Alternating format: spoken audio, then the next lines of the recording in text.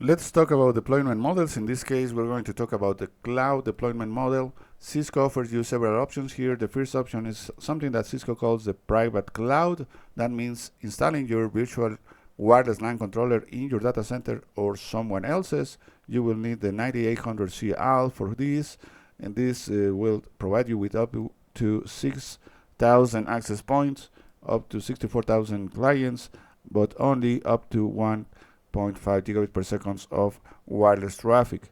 It is good if you have a corporate one, for instance, an MPLS or an SD1 that connects several offices together, and it will run as a virtual machine.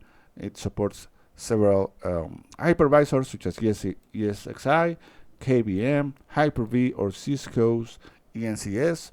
It supports all the access point modes. It supports stateful switchover, and it will give you the same features as an appliance. The second option that you can have with Cisco is something that Cisco calls the public cloud. You will be running your wireless LAN controller over AWS. You will need the 9800 CL for cloud that will provide you with up to 6,000 access points and 64,000 clients. Your remote offices will be connecting to it using the internet with VPNs, using the AWS VPN gateway. It will run as infrastructure as a service, and the remote access points will be running in Flex Connect mode with local switching mode only. That means that your access points will not be sending any traffic at all to your wireless LAN controller. That is why no bandwidth indication is stated here. The high availability options that you have with this deployment is M+1. Notice that you must not confuse this deployment with Meraki's, because Meraki is considered to be software as a service.